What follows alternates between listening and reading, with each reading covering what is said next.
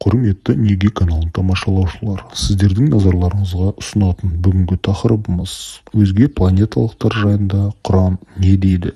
Ендеше кеттік, сіздерден лайк болсын.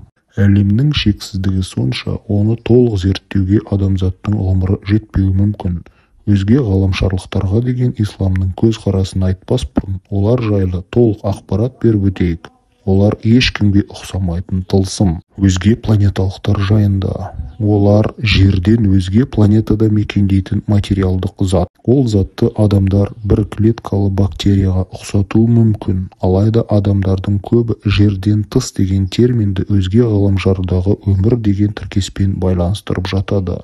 Адам баласы зерттеп бітпеген, әлі де ашылмаған талай сыры бар беймәлім ұшатын табақша туралы қоғамның пікірі сан түрлі. Бірі өзге планеталықтарға сенсе, енді бірі қиялы қылық деп қол сілтейді. Аспан кеңістігінде еркін қалықтаған табақшаны ұялы телефондарының камерасына түсіріп үлгергендер де жетерлік. Интернет желісінде мұндай түсірілімдер өте көп. Сонымен өзге планеталықтар расымен де бар ма?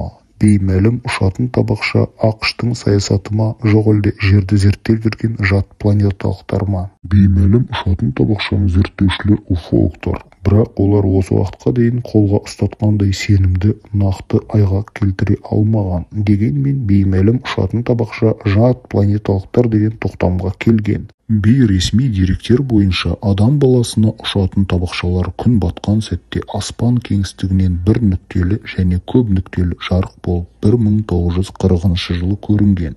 Бірақ олар ақиқатында жат планеталықтардың ұшатын табақшасы ма? Осы саланы зерттеп түрлі мақалалар жазып жүрген журналист Төреғали Тәшенов бізге көрініп жүрген ұшатын табақшалардың 50% адам қолымен жасалғанын айтады. Мұрағаттан табылған тарихи құжаттар бойынша неміс армиясы 1940 жылы жерден тыс өркениет иелерінің кораблін атып түсірген. Сөйтіп құлаған ұшатын табақшаның қыр-сырын меңгерген соң өздері де соған қарап дәл құрастыра бастаған дейді. Әлемге аты әйгілі өзге де ғарышкерлер ұшатын табақшаны көрген. КСРО-ның 2 мәрте батыры Владимир Коваленок салют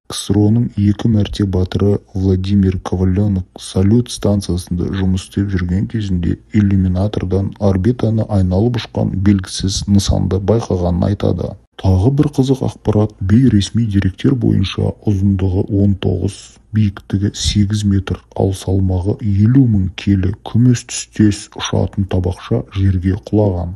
Тіпті ішінен бойы 1,5 метрдей екі бірдей өзге планеталықтар шыққан. Зерттеуші ғалымдар өздері қаны жасыл, ішкі құрылыстары адамға мүлде ұқсамайтын белгісіз тіршілік иесіне зерттеу жасапты. Бірақ бұл әлі күнге дейін құпия. Оның анығында кім екені толық зерттеліп бітпеген. Аса жоғары жылдамдықпен ұшатын табақшаны жасау кез келгеннің қолынан келмейтін дүние. Деректер бойынша әуе күштері радарына іліккен белгісіз объект сағатына 20.630 шақырым жылдамдықпен ұшқан. Беймәлім ұшатын табақша өзге планеталықтар, бұлар адам баласының жалықпай зерттейтін, қызығып тамашалайтын дүниелері. Ғалымдар аспан әлеміне де әлі толық зерттеліп бітпеген нысандар өте көп дейді. Ғалымдар аспан әлемінде әлі де толық зерттеліп бітпеген нысандар өте көп дейді. Демек, әлемде біз білмейтін талай таңдай қақтырар құбылыстар мен құпиялар ғылым дамыған сайын ашыла берері сөзсіз. Адам баласы бұрын соңды білмеген таңғажайыптармен алдағы уақытта да ұшырасатыны анық. Құрметті Неге каналын тамашалаушылар, сіздер әрдайым подписаться еткен сайын небір қызықты әңгімелерді топтастыра беретін боламыз. Лайк басып тамашалағандарыңыз үшін рахмет. Ал енді бір қызық сәт, бұл жайында, яғни өзге ғаламшарлықтар жайында Құран не дейді? Тіпті қасиетті Құранның өзінде біз су мен тіршіліктің арасындағы байланысты көре аламыз. Қарсы болғандар негізінде көктер менен жер түйіскен еді. Екеуін ажыратқанымызды, әр жанды нәрсені судан жаратқанымызды көрмей ме? Сондай-ақ сенбей ме делінген Әнбия сүресінің 30 аятында.